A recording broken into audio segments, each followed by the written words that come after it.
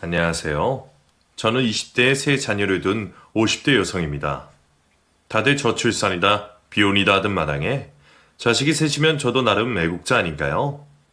저 어렸을 적만 하더라도 애 셋은 기본에 넷, 다섯도 드물진 않았는데 언젠가부터 외동아이들을 선호하기 시작하더니 이제는 자녀 셋은 많다는 소리를 듣는 정도가 되었다 싶습니다. 제 주변만 봐도 다들 외동 아니면 많아봤자 둘 정도밖에 안 되거든요. 하기사, 저도 자식 셋을 낳아 기르는 게 쉽지는 않았네요.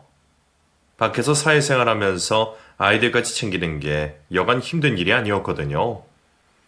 남편 혼자 벌어서는 다섯 식구가 먹고 살기 빠듯한 탓에 집에 보탬이 되고자 어쩔 수 없이 해야만 하는 일이었지만 막상 일 때문에 아이들에게 소홀할 때면 저는 모자란 엄마가 된 것 같아서 늘 죄책감을 느낄 수밖에 없었습니다. 엄마들은 왜 별걸로 다 미안함을 느끼는지 자식들 앞에서 저는 늘 죄인인 것만 같네요. 그래도 없는 살림에 알뜰살뜰 살면서 자녀 셋을 무사히 키워냈어요. 애가 셋이면 식비만 해도 적은 돈이 아니기에 미처 학원 보낼 여력까지는 안 돼서 제가 학습지 교사 일하면서 얻은 학습지들로 아이를 직접 가르치면서 키웠습니다. 대학도 못 나온 제가 누구를 가르칠 깜냥이 되나 싶었지만 저를 믿고 따라주는 아이들을 믿으며 십수년을 그렇게 살았네요. 다행히도 큰아이가 좋은 성적으로 대학 입시에 성공을 하면서 그 다음 둘째, 셋째는 저도 자신있게 붙었는지 한결 수월해졌죠. 덕분에 나머지 아이들까지 큰 문제 없이 가르쳤고 세 아이 모두 원하는 대학에 들어갈 수 있게 되었습니다.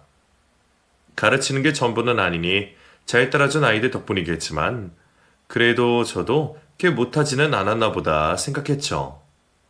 저희 아이들이나 남편은 그런 제 노고를 알아주지만 아닌 사람들도 있더라고요.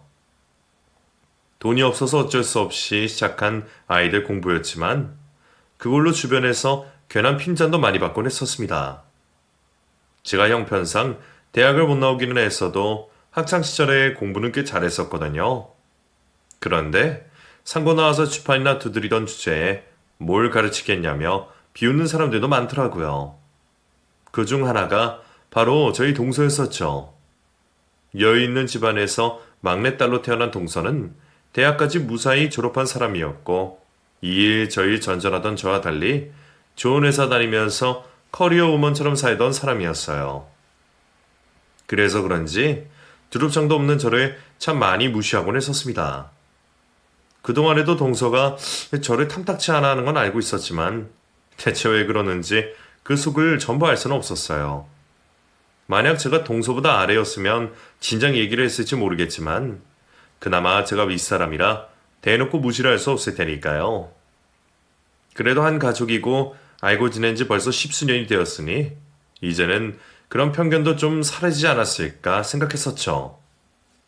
그런데 한번 자리 잡은 편견은 쉽게 사라지지 않는 건지 동서는 여전히 저를 속으로 무시하고 있었고 그래서 결국 그 사단이 나고 말았네요. 그 얘기를 하려면 아무래도 먼저 제 얘기를 조금 해야겠네요. 저는 동생만 셋이 있던 사남매 집안의 제일 큰 장녀였습니다. 장사하시던 저희 부모님은 열심히 사셨지만 그리 넉넉한 형편은 아니었고 장녀였던 저는 그런 집안 사정을 일찍 깨우친 편이었습니다. 집안 형편을 알아서 그런지 일찍 철이 들었던 저는 부모님 주머니에 여유가 없다는 것을 알고 있었어요.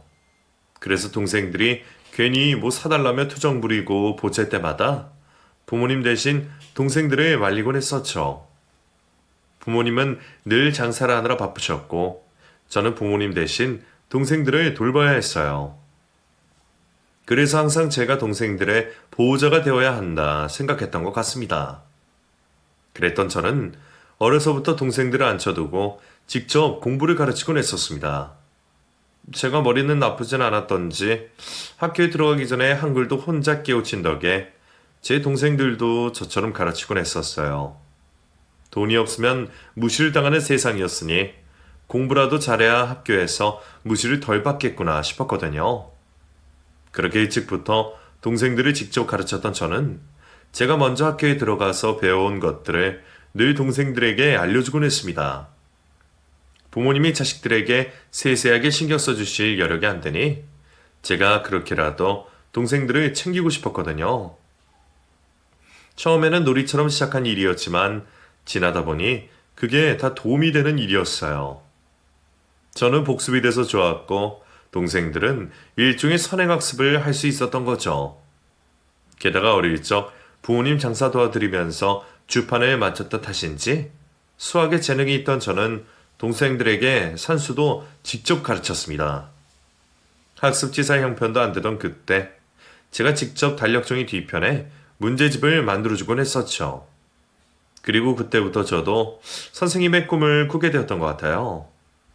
동생들을 가르치거나 친구들에게 공부를 알려줄 때마다 내가 도움이 되었다는 생각에 뿌듯함을 지울 수가 없었거든요. 집에서 동생들 앉혀놓고 가르치는 것만 해도 이렇게 즐거운데 교탁 앞에 서서 수십여 학생들을 가르치게 되면 얼마나 보람찰까 싶은 생각을 도저히 지울 수가 없었습니다. 그래서 국민학교 시절부터 저의 꿈은 학교 선생님이었죠. 하지만 그 꿈은 한 번도 입 밖으로 꺼낼 수는 없었습니다. 일찍부터 집안 형편을 알고 있던 제가 우리 집 사정에 대학 진학은 무리라는 걸 알고 있었으니까요. 정말 가고 싶으면 빚이라도 내서 가야 하지만 하루빨리 돈벌이를 해서 부모님의 짐을 덜어드려야 하던 장녀에게는 그런 것도 전부 사치이고 이기심이었습니다. 나 하나 저쩌고 꿈을 따라 쫓는다면 부모님은 물론이고 줄줄이 동생들까지 힘들어질 것을 생각할 수밖에 없었네요. 그나마 내가 돈을 벌기 시작한다면 동생들 학비는 낼 수 있지 않을까 싶은 생각에 저는 제 꿈을 그렇게 접어두게 되었습니다. 혼자 공부했는데도 성적이 그 정도였으니 대학 진학이 어렵지는 않았을 텐데 싶어 아쉬웠지만 그때는 그게 가족들을 위한 선택이라고 생각했어요. 제 사정을 아시는 선생님들은 그런 저를 너무 아쉬워하셨지만 아쉬워할수록 저만 힘들어지는 법이었습니다. 결국 돈을 벌 생각에 상고에 들어가게 된 저는 상고를 졸업하고 회사 격리일을 시작했어요. 그 시절 격리는 하루 종일 돈 계산을 하고 회사 잡일까지 하면서도 박봉을 받아야 했지만 제 형편에 취직이나 한 것이 다행인 일이었어요. 저와 비슷한 형편의 다른 친구들은 전부 공장에 들어가거나 몸쓰는 일을 해야 했으니 저는 운이 좋은 케이스였죠. 그저 일할 수 있음에 감사하며 열심히 회사 생활을 했습니다. 그나마 회사가 1시간 거리에 있던 탓에 저는 매일 걸어서 출퇴근을 했고 그렇게 버스비 한 푼까지 살뜰히 아껴서 집안의 보탬이 되려 노력했어요. 그 덕분에 둘째 동생은 저와 달리 무사히 대학에 진학할 수 있었습니다. 대학 입시를 치르는 동생이 부러웠지만 그때는 딸인 저보다는 아들이었던 남동생이 대학에 들어가는 게 집안을 위해서도 더 나은 선택일 거라 생각했어요. 그 시절에는 아들이 집안을 이끌어야 하는 시절이었기에 그런 일들이 당연했습니다. 그런데도 착한 제 동생은 자기 대신 제가 대학에 갔어야 한다며 늘 미안했었죠. 내가 아니라 누나가 공부를 했어야 하는데 누나보다 한참 모자란 내가 누나 돈으로 대학 들어간다는 게 마음이 편치 않아. 그런 소리 하지 마. 너는 우리 집 장남이야. 나는 정말 괜찮으니까 가서 공부 열심히 해. 알겠지? 말이라도 그렇게 해주는 동생에게 얼마나 고마웠는지 몰라요. 그런 동생은 제게 미안한 만큼 정말 열심히 대학 생활을 했습니다. 덕분에 장학금도 몇 번 타서 제 길을 살려주었죠. 덕분에 밑에 동생들에게도 기회가 주어졌고 저희 사남매 중에 고졸은 저밖에 없게 되었네요. 누군가는 제가 이 생에서 동생들 좋은 일만 시켰다며 미련한 짓이었다고 말할지 모르지만 저는 동생들이나마 학교에 보내게 된 것에 절대 후회가 없었어요.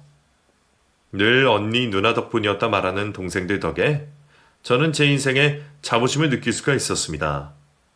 어쩌면 그게 제 인생에는 대학 졸업장보다 더 큰 가치였지 않나 싶네요. 그렇게 동생들 모두 자리를 잡아가면서 저도 짊어지고 있던 무게가 점점 덜어지게 되었습니다. 몇 년 동안은 동생들 뒷바라지 하느라 악착같이 돈을 벌어야 했으니 이제야 겨우 한숨 돌릴 시기가 찾아와 주었어요. 이제는 동생들도 돈을 벌고 여유가 있다 보니 나도 돈을 모아서 시집을 가야겠다 생각했죠. 덕분에 그동안 연애 한번 못했던 저도 그제서야 늦은 봄을 맞을 수 있었습니다. 그리고 그때 지금의 남편을 만나게 되었죠. 어쩌면 남편이 이제 첫사랑이겠네요. 거래처 회사에서 일하던 남편에게 제가 첫눈에 반해버렸거든요.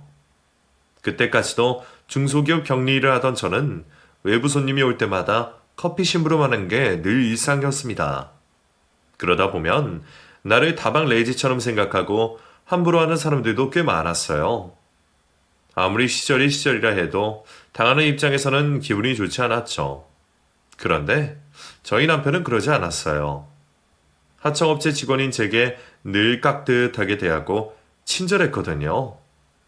어쩌면 당연한지도 모르는 그 존중과 대우가 처음이었던 저는 그 남자에게 호감을 느낄 수밖에 없었습니다. 그리고 그 마음이 저 혼자만이 아니었던지 그렇게 저희는 교제를 시작하게 되었죠. 남편의 친절함에 반했던 제가 남편을 사랑하게 된 계기는 남편이 저를 대하는 태도 때문이었어요. 남편은 좋은 대학 나와서 좋은 회사 다니던 인재였고 저는 고졸의 작은 회사 격리였기에 남들이 보기에도 저희 두 사람의 균형이 맞지 않았을지 모릅니다. 하지만 남편은 제가 고졸이라는 이유로 무시를 하거나 깔본 적이 단 한 번도 없었어요. 자신도 여유가 없었더라면 대학은 꿈도 꾸지 못했을 거라며 오히려 동생 셋을 가르쳐 대학까지 보낸 저를 자신보다 대단한 사람이라 말해주곤 했었죠. 누가 저를 존경한다고 말해주었던 건 아마 남편이 처음이었을 거예요. 가족들도 아닌 사람이 그것도 남자가 나를 존경한다고 말해주니 제 가슴이 얼마나 뛰었겠나요. 그렇게 저희는 결국 결혼까지 성공하게 되었습니다. 그리고 그 결혼이 제 인생에서 가장 잘한 일이었죠. 혹시나 홀 시어머니께서 잘난 아들이 고졸 며느리 들였다고 반대하실까 걱정했던 저는 시어머니를 뵙고 나서 그런 걱정을 지워버렸습니다. 저희 남편이 누구를 닮았나 했더니 생김새며 성품까지 저희 어머니를 쏙 빼닮았던 거더라고요. 어머니는 고졸의 가난한 집 장녀인 저를 누구보다 반겨주시며 큰 며느리로 인정을 해주셨습니다. 아들만 둘이라 늘 며느리를 잘 보기를 기도하셨다면서 말이죠. 집안에는 원래 여자가 잘 들어와야 하는 거야. 세상 큰일들이 남자들 손에 들어가는 것 같지만 그게 아니란 말이야. 남자들이 큰일 한다고 미처 못 보는 것들을 신경 쓰고 챙기는 게 우리 여자들 아니냐? 그러니까 남자들이 큰일을 할 수 있는 건 전부 여자들 덕분이야. 우리한테도 시켜만 주면 잘할 수 있는 걸 기회가 없어서 그런 거 아니겠니? 그런데 우리 큰 며느리는 동생들 뒷바라지하고 이렇게 야무지고 성품도 좋으니 내가 더 걱정할 것도 없겠구나. 모자란 저를 반기며 맞아주시고 그런 말씀을 해주신 어머니께 얼마나 감사하고 또 감사했는지 모릅니다. 덕분에 저는 정말 행복한 결혼 생활을 할 수 있었어요. 집안의 기둥이신 시어머니는 온화하시고 고드셨고 남편은 늘 성실하고 다정한 사람이었습니다. 그리고 남편과 나이 차이가 꽤 있어서 아직 대학생인 시동생 역시 귀엽고 살가운 도련님이었죠. 그런 집에 시집을 가게 된 저는 늘 감사하며 살았습니다. 이런 남편, 이런 시댁 만난 것은 전부 천운이라 여겼어요. 친정에서는 장녀라는 이유로 늘 베풀고 남을 챙기기만 하던 제가 시집 와서는 늘 받기만 했거든요. 제가 어리석어서 며느리 돌이 잘 못해도 시어머니께서는 늘 예뻐만 하셨어요. 그게 늘 감사하고 죄송했던 저는 제 밑으로 동서가 들어오면 그만큼 잘해주고 싶은 마음이었습니다. 늦둥이 시동생이 언제 결혼을 하게 될지는 모르겠지만 그때 되면 저희 시어머니도 나이 들어 힘드실 테니 제가 어머니 대신 제가 받은 만큼 새 식구를 챙겨줘야겠다 생각해왔죠. 그리고 결국 제가 시집을 온 지 10년 만에 시동생이 결혼을 하게 되었습니다. 시동생이 저보다 5살 더 어렸고 동서는 그보다 4살이 더 어렸었어요. 저희야 20대 중반에 결혼을 했지만 그 두 사람은 사회생활 하다가 연애한 지 한참 만에 결혼을 하게 되었어요. 사실 동서와 시동생은 같은 대학교에서 만난 사이였어요. 시동생이 저희 남편 따라서 같은 대학에 진학했으니 두 사람이 저희 남편 후배였죠. 시동생이 남편보다 공부를 좀 더 잘했다고 들었는데 주변에서 서울대 가라고 하는 걸 두고 자기 형 따라서 같은 학교에 진학을 했다더라고요. 사실 원래 그 형제가 참 우애가 좋거든요. 성품이 좋으신 시어머니 가르침도 있었겠지만 시어머님이 일찍 돌아가시는 바람에 어린 동생을 챙기던 형을 시동생이 많이 따랐거든요. 그래서 주변 만류에도 형 따라서 같은 학교 가겠다고 진학을 했죠. 그리고 군대에 다녀온 뒤로 같은 학교 신입생인 동서를 만났답니다. 그렇게 두 사람은 대학 시절부터 오랫동안 만나다가 늦은 결혼을 하게 되었답니다. 듣기로는 좋은 대학 나와서 사회생활 하던 동서가 일찍 결혼하기를 꺼려했다고 들었었네요. 아무래도 여자들은 결혼하면 일과 가정 사이에 균형을 잡기가 어렵다 보니 힘들게 공부해서 좋은 직장 들어간 동서 입장에서는 결혼이 쉬운 결정이 아니었을 겁니다.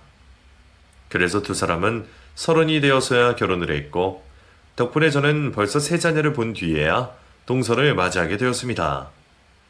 무려 10년을 기다려 맞이한 동서였기에 저는 시동생의 결혼 소식이 너무 기쁘고 설레었습니다. 동서가 들어오면 무조건 잘해주겠다고 생각했었기에 나이 차이도 많이 나는 동서를 제 막내 동생처럼 잘 챙겨주고 싶더라고요. 어차피 살림이야 내가 더 잘할 테니 괜히 시켜먹거나 부려먹을 것도 없고 그저 잘해주고만 싶었어요. 하지만 그런 저의 기대는 이루어질 수가 없었습니다. 이상하게도 동서는 처음부터 저를 싫어하는 듯 했습니다. 처음에야 대면 한 것이 어색해서 그런 것이겠거니 제가 윗사람이라 불편한 거겠거니 했는데 시간이 흐르고 세월이 흘러도 여전한 동서를 보면서 저도 동서가 저를 반기지 않는다는 걸 인정할 수밖에 없었습니다. 식구들 다 같이 있는 자리에서는 어쩔 수 없이 인사도 하고 대화도 하지만 단둘이 있을 때면 늘 자리를 피하거나 제가 말 붙이는 것도 별로 내키지 않은 듯 늘뚱이 있곤 했었어요. 막내딸이었다고 들었기에 원래 성격이 그런 건가 싶었지만 시어머니나 저희 남편에게 하는 것을 보면 그건 또 아닌 것 같더라고요. 어머니, 둘째 왔어요. 어머니, 날이 많이 추워졌는데 복도리 하나 필요하시죠? 이거 제가 월급 받아서 산 거예요. 비싼 거니까 꼭 다른 사람 주지 마시고 어머니 하셔야 해요. 아셨죠? 그래. 우리 막내가 영원데 당연히 그래야지. 고맙다. 아, 그리고 이건 아주버님 넥타이인데 저희 남편 거 사는 김에 같이 샀어요.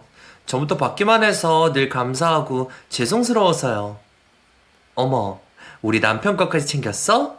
안 그래도 되는데. 동서 고맙네. 근데 형님 거는 못 샀어요. 제가 형님 취향을 아직 잘 몰라서 못 고르겠더라고요. 말만 해도 고맙지 뭐. 어떻게 나까지 챙겨. 나는 괜찮아. 그런 말들도 처음에는 정말 그런 줄 알았지만 비슷한 상황들이 매번 반복되다 보면 눈치 없는 저도 알아차릴 수밖에 없었어요. 식구가 몇이나 된다고 나만 왕따시키고 차별하는 듯한 동서의 행동이 서운했지만 그렇다고 제가 어린 동서에게 섭섭한 티를 낼 수는 없었습니다. 동서가 대체 왜 그러는지는 모르겠지만 아마 어머니는 어른이시고 저희 남편은 자기 선배라 그러나 보다 생각할 수밖에 없었죠. 하지만 한 집 식구들 사이에서 그런 상황들이 반복될수록 남편이나 시동생이 눈치를 채는 일들이 자꾸 생기고 그러다 보면 저는 괜히 스스로 기가 죽곤 했어요. 한 번은 남편이 제게 동서와 사이가 나쁘냐 물어보는데 제가 뭐라고 해야 할지 참 난감하더라고요. 근데 당신 혹시 재수 씨랑 무슨 일 있었어? 무슨 일이라니? 없는데 왜? 아니, 전부터 종종 느낀 건데 재수 씨가 당신을 불편한 것 같아서 선물도 매번 당신 것만 없고 당신이랑 단둘이 있는 걸 일부러 피하는 것 같더라고. 그러고 보면 다 같이 있을 때도 당신한테 굳이 먼저 말 걸지는 않잖아? 당신이 먼저 말 붙이지 않는 이상 재수 씨가 그러는 경우는 거의 없던데. 당신이 재수 씨 괴롭힐 사람은 아니지만 혹시 두 사람 싸우기라도 한 건가 해서 말이야. 아니야, 싸우기는 무슨. 당신 말대로 대화도 별로 없는데 싸울 일이 뭐가 있어. 무슨 말이라도 나누고 교류가 있어야 섭섭한 일도 생기고 싸우는 거지. 내가 동서한테 기분 상하게 하거나 한 건 없어. 나도 동서한테 별 감정은 없고. 나도 당신이 잘못했다는 건 아니야. 당신이 남들한테 미움을 스타일도 아니고 그런 건 나도 알지.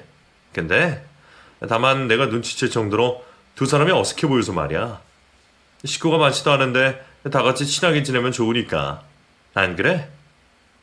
그렇지. 당신 마음 알아. 내가 동서한테 더 다가가 볼게. 미안해, 여보. 남편도 저를 탓하려고 말을 꺼낸 건 아니었지만 남편의 마음은 저도 10분 이해하는 것이었습니다. 남편이나 시동생이나 둘 사이는 유별날 정도로 가깝고 좋았는데 동서와 제 사이가 서먹한 것은 누가 봐도 이상한 일이었어요. 어머니도 직접 말씀은 안 하시지만 저희가 가까이 지냈으면 하고 바라시는 것 같았죠. 시아버지가 일찍 돌아가신 뒤로 기댈 곳 없던 어머니는 늘 가족이 제일 중요하다고 말씀하곤 하셨습니다. 결국 믿을 곳은 가족밖에 없다고 하셨으니까요. 그러니 어머니는 당신이 돌아가시고 나면 형제들끼리 잘 지내기를 바라셨을 겁니다. 그래서 저도 동서와 좀 더 가까워지고 싶은 마음에 부부끼리 자리를 만들게 되었습니다. 원래 동서가 시집 오기 전까지는 저희 부부의 시동생까지 셋이서 자주 술자리를 갖곤 했었어요. 그러다가 동서가 들어오면서 그런 자리가 뜸해지게 되었죠. 동서가 저를 안 좋아하는 것 같은데 괜히 말을 꺼내면 그게 더 부담일까 싶었거든요. 어쩌면 그래서 가까워질 계기가 없었나 싶었던 저는 어떻게든 가까워질 계기를 만들고자 그런 자리를 만들게 되었습니다. 술이 한 잔 들어가면 분위기도 풀어지고 서로 못했던 얘기도 나눌 수 있을 거라 생각했죠. 하지만 술자리는 제 마음같이 흘러가지 않았어요. 동서와 가까워져 보려고 만든 자리였고 남편과 시동생도 그걸 알기에 저희를 도와주려 했지만 술자리 내내 동서는 학창시절 얘기만 할 뿐이었습니다. 아무래도 같은 대학을 나왔던 세 사람의 공통된 주제였기에 어쩔 수 없는 일이었지만 저는 전혀 모르는 대학 얘기라 끼어들 수가 없더라고요. 불편한 일이 거기서 끝이었으면 좋겠지만 동서는 무슨 의미인지 이런 말을 덧붙이곤 했습니다. 아, 근데 형님은 무슨 말인지 잘 모르시죠? 이게 대학을 나온 사람들끼리만 할 수 있는 얘기라. 제가 자격지심이 있는 건지 동서가 일부러 그러는 건지 몰라도 그날 저는 오랜만에 소외감을 느껴야만 했습니다. 저를 신경 쓰던 남편이 일부러 화제 전환을 해보려고 하는데도 동서는 기어이 다시 학창시절 얘기로 물꼬를 틀더라고요. 덕분에 기대했던 동서와의 대화는 나눌 수가 없었고 그 사이 동서는 적지 않게 취한 듯 보였습니다. 어렵게 만든 자리인데 소득 없이 끝나서 아쉬웠지만 취한 동서와 더 얘기를 할 수도 없어서 어쩔 수 없이 자리를 파야겠다고 생각했죠. 그런데 남자들이 잠시 자리를 비운 사이에 동서가 이런 얘기를 뱉었습니다. 형님은 뭐가 그렇게 잘났어요? 뭐가 그렇게 자신있고 잘나서 그렇게 잘난 체라고 다녀요? 다들 뭐가 그리 대단하다고 칭찬드린지. 형님이 대학을 나오기를 했어 좋은 직장을 다녔어요? 그렇다고 집안이 좋은 것도 아니고 내세울 거 하나 없으면서 뭐가 대단하고 무슨 칭찬받을 일이 있는지. 무식한 주제에 아는 척 좀 그만해요. 우리들 얘기하는데 끼어들지도 못하면서. 그리고 학습지 교사가 진짜 교사라고 생각하는 거예요? 진짜 선생도 아니면서 밖에서 선생 소리 듣는다고 좋아하지 말라고요. 애들이 스승의 날이라고 좀 챙겨줬다고 자기가 진짜 선생인 줄 아나 봐. 술 기운에 동서가 내뱉은 말에 저는 그제서야 동서가 저를 싫어하는 이유를 조금이나마 짐작할 수 있었습니다. 아무래도 동서는 제가 대학도 못 나온 주제에 같은 대학 출신인 자기들 사이에 끼어 있는 것이 못마땅했던 모양입니다. 그래서 시동생이나 저희 남편이 제 칭찬을 하고 똑똑하다 말하는 게 기분이 상했던 듯 했어요. 자기 형을 존경하던 시동생은 저한테도 늘 깍듯했었어요. 저도 시동생이 대학생이던 시절부터 봐왔기에 제가 시동생을 많이 챙겨주기도 했고 그래서인지 시동생은 늘 제가 하는 일마다 반대하는 일이 없고 칭찬을 아끼지 않았죠. 그런데 동서는 그런 게 싫었던 모양입니다. 그런 거야 그럴 수 있다고 해도 제가 학습지 교사 일을 하는 건 왜 무시를 하는지 모를 일이었습니다. 결혼하고 아이들을 낳고 기르면서 직장을 관둬했던 저는 아이들이 조금 자란 뒤부터 학습지 교사 일을 하고 있었어요. 동서 말대로 정말 교사도 아니고 자격증이 있어야 하는 일도 아니었지만 저는 제 일에 나름의 자부심을 가지고 열심히 하고 있었습니다. 회사에서 학습지 받아다가 방문하는 아이들에게 설명하는 게 전부인 일이었지만 저한테 배우고 깨우치는 아이들을 보면서 저는 한 번도 대충 일해본 적이 없었어요. 그런 노력 덕분인지 제가 가르치는 아이들 모두 잘 따라주었고 저를 선생님이라고 따르면서 스승의 날에 선물까지 챙겨주더라고요. 아이들이 고사리 손으로 만들었을 카네이션이 너무 감동스러워서 어쩌다가 시댁에서 얘기를 꺼낸 적이 있었어요. 자랑하려는 의도는 아니었지만 동서가 듣기에는 그게 고가웠던 모양입니다. 대졸도 아니고 겨우 학습지 교사하면서 선생 소리 듣는다고 좋아했다는 게 이유였던 모양이에요. 그날 동서의 얘기는 저만 들었고 저는 남편이나 다른 사람들에게 그 얘기를 전하지 않았습니다. 스레서 깬 동서에게도 굳이 얘기하지 않았죠. 누가 들어도 기분이 상할 실언이었고 저도 화를 내려면 충분히 화낼 만한 일이었지만 기분 좋자고 만들었던 자리에서 불미스러운 일이 생긴다는 건 바라지 않았습니다. 왜 그렇게까지 내가 싫은지 이해는 되지 않았지만 아마 제가 모르는 동서만의 스트레스가 있지 않을까 생각했네요. 결국 그날의 일은 그렇게 넘어가게 되었고 그 후로는 저도 동서와 더 가까워지려고 노력하지 않았어요. 어차피 다른 식구들이 다 같이 있지 않을 때가 아니면 동서와 따로 볼 일도 없었고 저만 조심한다면 동서와 얼굴 붉힐 일도 없을 거라 생각했어요. 결국 동서와는 그 후로도 가까워질 수가 없었죠. 그러는 사이 시간이 많이 흘렀습니다. 몇 년 전에는 제게 참 잘해주셨던 시어머니가 돌아가셨고 아이들도 그새 많이 자라서 모두들 대학생활에 직장생활하기 바빴습니다. 저는 자녀 셋을 직접 가르쳐서 무사히 대학까지 보냈고 남편도 몇 년 뒤면 은퇴를 앞두며 안정적인 회사 생활 중에 저는 몇십 년 만에야 한가로운 시간을 가질 수 있었습니다. 비로소 여유가 생겼다 싶었지만 여유가 마냥 좋은 건 아니더라고요. 이제는 학습지 일도 더 이상 하지 못하게 되면서 가르칠 아이들도 없으니 제 인생이 공허해지는 듯 했거든요. 아직 한참 남은 인생인데 앞으로는 뭘 해야 할까 걱정이었어요. 이제 와서 새로운 일을 하려니 기술도 없고 새로운 걸 배우기에는 용기도 없었지만 더 늙기 전에 후회하지 않으려면 뭐든 배워야겠다 싶었습니다. 그래서 저는 50대 나이에 대학에 진학하기로 결심하며 사회복지학과의 늦가기 신입생으로 입학을 결정하게 되었습니다. 입학금을 낼 때까지도 갈팡질팡했던 저였지만 등록금은 자기가 낼 테니 걱정 말고 바라던 대학생활 해보라는 남편의 지원에 저는 결국 용기를 낼 수밖에 없었습니다. 그렇게나 가고 싶었던 대학을 30여 년이 지나서 오게 되다니 얼마나 감기무량했던지 몰라요. 친정 식구들과 남편과 아이들 역시 저를 축하해 주었고 그 일을 기념하겠다며 가족 모임까지 주최를 했더라고요. 그 핑계로 또 오랜만에 시동생네와 저희 식구들이 모이게 되었습니다. 제가 주인공이 되려니 괜히 얼굴이 화끈했지만 좋은 일로 축하받는 그 자리가 저도 싫지 않았습니다. 그렇게 시동생도 시조카도 모두 축하를 건네는데 그날도 유독 동서가 표정이 좋지 않더라고요.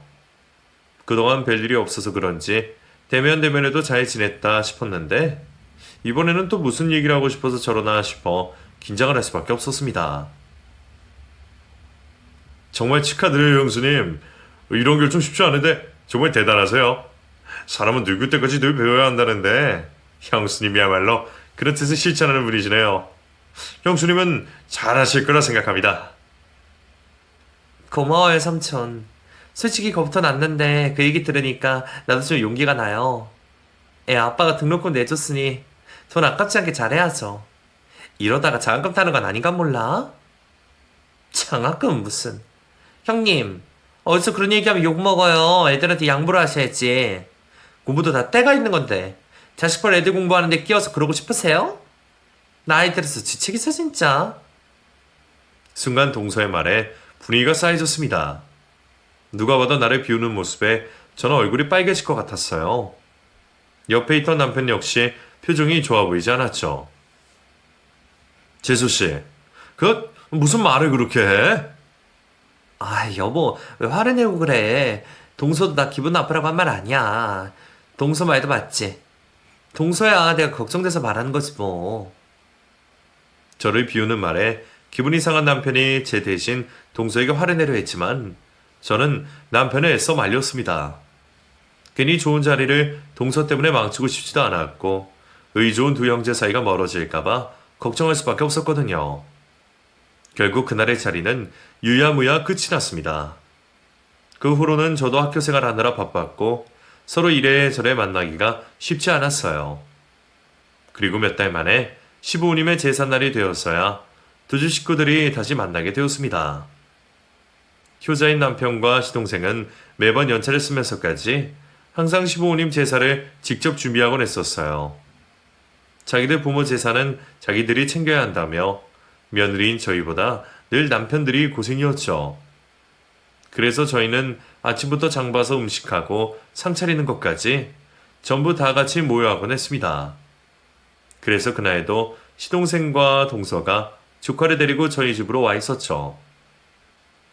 어른들은 한창 음식 준비를 하고 이제 막 중학생이 된 조카는 저희 아이들 방에 들어가서 공부를 하고 있었습니다. 지우 공부하고 있었어? 열심히 하네. 학원 숙제인데 오늘 학원 안 간 대신에 내일까지 다 해야 돼요. 근데 너무 어려워요. 그래? 큰 엄마가 좀 도와줄까? 그 나이대 애들이 다 그렇듯이 어떻게든 학원 한번 빠져보려고 부모님을 따라온 시조카가 밀린 학원 숙제에 쩔쩔매고 있더라고요. 마침 보니 특히나 제가 좋아하는 수학이었기에 저는 시조카의 공부를 잠시 봐주게 되었습니다. 아이 셋을 제 손으로 직접 가르친 제게 중학교 수학은 그리 어려운 수준이 아니었어요. 다행히 내공이 어디 가지는 않았는지 조카는 제 설명에 쉽게 이해를 하는 듯 했습니다. 우와, 진짜 이렇게 하니까 되네요? 그럼 결국 이것도 조금 변칙만 있을 뿐이지 아까랑 같은 문제야. 공식만 제대로 외우고 있으면 똑같이 대입하면 되잖아. 그치? 큰엄마가 알려주시니까 이해가 잘 돼요. 저희 학원 선생님보다 잘 가르쳐주시는 것 같아요. 조카를 가르쳐주다 보니 오랜만에 저도 옛날 생각도 나고 제가 조카에게 도움이 되었다니 다행이다 싶었습니다. 그런데 그때 방문이 열리더니 동서가 뛰쳐 들어오더라고요. 그리고는 조카를 가르치던 제 손을 부리치며 막말을 하기 시작했습니다. 형님, 지금 뭐 하는 거예요?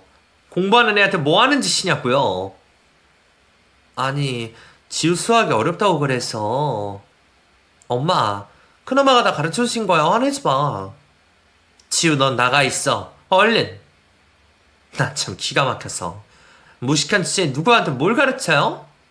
대학도 못 나온 고졸 격리 주제에 감히 우리한테 무슨 짓이야?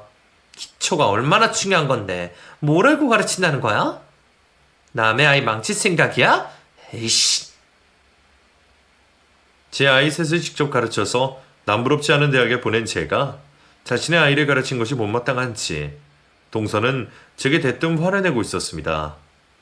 동서도 저희 아이들이 좋은 학교 들어간 건 알고 있었지만 그게 제 덕분이 아니라 전부 대학 나온 저희 남편 머리를 닮아서였다고 생각하고 있었거든요. 그래서 고졸인 제가 자기 자식을 가르친 게 기분이 나빴나 봅니다. 하지만 이번에도 저는 그냥 넘어갈 수가 없었어요. 내가 정말 조카에게 나쁜 것을 가르친 것도 아니고 조카 스스로도 도움이 되었다고 말하고 있는데 이게 이렇게까지 화낼 일이고 내가 그런 욕을 들어먹어야 하는 일인가 싶더라고요. 하지만 동서에게 갑자기 쌍욕까지 먹고 당황을 한 저는 제대로 화도 내지 못하고 멍하니 있을 수밖에 없었어요. 그런데 그때 시동생이 방문을 열고 들어와 갑자기 동서의 뺨을 내리치는 겁니다. 짝! 그 엄청난 소리에 저희 남편까지 달려오고 말았죠. 뭐야? 당신 지금 나 때렸어? 왜? 왜? 맞을 짓을 해놓고 지금 왜냐는 소리가 나와? 당신 지금 형수님한테 뭐라고 했어? 뭐라고 시끄랬냐고? 내가 저번에도 말 그딴 식으로 하지 말라고 얘기했지? 그동안 당신이 형수님이 얼마나 무시했는지 내가 모를 줄 알았어? 내가 우리 형제 사이 갈려놓지 말라 누누이 말했잖아. 그런 당신은 대학 나서 뭐 얼마나 잘났게 남을 무시하는데 당신이 뭐라고 사람을 함부로 무시하는데? 시동생은 그동안 많이 참았다며 동서에게 쌓였던 감정을 내뱉었습니다. 알고 보니 전에 모였을 때에도 동서가 저를 무시했던 일로 두 사람이 다퉜었던 모양이었어요. 그때도 시동생이 제게 한 번만 더 그러면 안 참을 거라고 했었나 봅니다. 평소 화 한 번 낼 줄 모른다고 생각했던 시동생이 설마 제 일로 그렇게 화를 낼 줄은 몰랐습니다. 동서 역시 당황했는지 제 앞에서 하던 것과 달리 아무 말도 못하고 있었죠. 기죽은 동서를 보니 이제라도 말려야겠다 싶었던 저는 오히려 동생 옆에서 더 거드는 남편을 보며 당황스러울 수밖에 없었어요. 사실 나도 재수 씨한테 하고 싶은 말 참 많았어. 그동안 이 사람이 매번 자꾸 말려서 그런 거지. 재수 씨, 선 넘은 게 몇 번인 줄 알아? 나도 재수 씨도 나 같은 학교 나왔지만 그걸로 그렇게 배짱 부릴 일 아니잖아. 학교를 공부하러 들어간 거지 대학교 졸업장 자랑하려고 들어간 거야? 재수 씨는 학교에서 그렇게 배웠어? 그럼 재수 씨 졸업장 반납하고 다시 배워야겠는데. 세상에서 제일 천박한 게 사람 가진 거 가지고 차별하고 비난하는 거예요. 재수 씨 배울 만큼 배웠다면서 그런 취급받고 싶지는 않잖아. 그럼 사람을 존중할 줄 알아야지. 제가 뭘 그렇게 너무했는데요? 왜 다들 형님 편만 들어요? 제가 없는 말 한 건 아니잖아요. 저도 순간 너무 화나서 그랬다고요. 그러게 뭐하러 남의 자식 공부까지 신경 쓰는 건데요. 괜히 이상하게 가르쳤다가 우리의 잘못 빼면 어떻게 하라고. 당신 아직도 정신을 못 차렸어?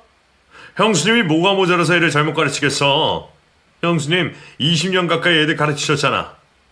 그리고 자식들 다 좋은 대학 보냈잖아. 그거 다 형수님이 가르쳐서 그런 거야. 그 집 애들 학원 한 번 안 다니고 명문대 간 거 보고도 형수님 실력 모르겠어? 그냥 당신이 편견에 사로잡혀서 모르고 싶은 거 아니고? 동서는 그 와중에도 다들 제 편만 든다며 억울해하고 따졌지만 시동생이 참지 않고 요목조목 따져가며 동서를 타박했습니다. 남편도 그 정도로 화를 시동생도 그만큼 했으면 되었다 싶어서 저는 남편을 데리고 조용히 방을 빠져나왔습니다. 그리고 놀라스의 조카를 달래러 잠시 나갔다 들어왔죠. 그러는 동안에도 시동생은 아직 할 말이 남았는지 둘이 한참 동안 방에서 나오질 않았어요. 한참 뒤에서야 나온 동서는 제게 깍듯이 사과를 전했습니다. 형님, 제가 실언했어요. 앞으로 다시는 안 그럴 테니 마지막으로 한 번만 용서해 주세요. 정말 반성하겠습니다. 그게 정말 진심인지 시동생 때문에 억지로 뱉은 가식인지는 몰라도 저는 그 이상을 바랄 생각은 없었어요. 그날 제사는 그래도 무사히 치러졌고 동서는 그 후로는 조용한 듯 했습니다. 그날의 일 때문인지는 몰라도 동서의 태도도 전과는 많이 달라졌다 싶었어요. 말끝마다 저를 무시하는 듯한 태도도 사라졌고 제가 학교를 다니는 일로도 비우는 일이 없었죠. 하지만 그 중에서 가장 놀랐던 건 동서의 부탁이었습니다. 형님, 저 정말 죄송한데요. 바쁘시겠지만 혹시 여유 되시면 저희 지우 수학 좀 가르쳐 주실 수 있으실까요? 지우가 저번에 큰엄마한테 배우고 수학이 이해가 되었다면서 형님한테 수학 과외를 받고 싶다고 그러네요. 사례는 충분히 할 테니까 시간 좀 내주실래요? 전과 다르게 깍듯한 동서의 말투도 놀라웠지만 내가 가르치면 아이 망친다고 난리치던 동서가 자기 아이를 제게 맡기겠다는 게 더없이 놀라운 일이었습니다. 혹시 시동생이 시켰나 싶어서 따로 알아봤지만 그건 아니었는지 오히려 시동생은 모르고 있는 일이었어요. 자식이 바라니까 어쩔 수 없는 건지는 몰라도 동서가 직접 그렇게 부탁을 하니 저도 당연히 들어줄 수밖에 없었죠. 그렇게 저는 시조카의 수학과외를 하게 되었습니다. 저희 아이들 가르칠 때처럼 직접 교재도 만들고 수업 준비도 하고 제 딴에는 괜히 부담이 되어서 더 신경을 많이 쓸 수밖에 없었죠. 그래도 제가 노력한 보람이 있었는지 제가 조카를 가르치고부터 조카의 수학 성적이 부쩍 올라서 정말 다행이었어요. 아이 성적이 올라서 그런지 동서도 더는 제 실력을 무시하지 못했고 1년 뒤에는 스승의 날이라며 저한테 따로 선물까지 챙기더라고요. 형님, 그동안 지우 봐주셔서 감사해요. 제가 그동안 실언했던 건 이제 다 잊어주세요. 제가 너무 철이 없어서 그랬어요. 잘못했어요. 그리고 이건 스승의 날 선물이에요. 형님 학교 다니실 때 가방으로 들고 다니시라고 지우랑 같이 고른 거예요. 마음에 드셨으면 좋겠네요. 그런 동서의 반응에 저는 오히려 무슨 말을 해야 할지 모르겠더라고요. 알달달하기도 하고 기분이 좋기도 하고 아무쪼록 나쁜 일은 아닌 듯합니다. 그 선물이 뭐라고 그 덕에 저도 여태 섭섭했던 마음이 싹 풀리더라고요. 이렇게라도 동서가 마음을 표현한다는 게 감동일 뿐이었죠. 제가 단순한 건지 바보인지 모르겠지만 저는 앞으로도 웬만하면 동서와 잘 지내고 싶은 마음밖에 없습니다. 그래서 더욱더 동서가 진심이기를 바랄 뿐이에요. 이제라도 동서가 정말 철이 들었기를 바라며 저도 앞으로 제 삶을 열심히 살아가겠습니다. 감사합니다.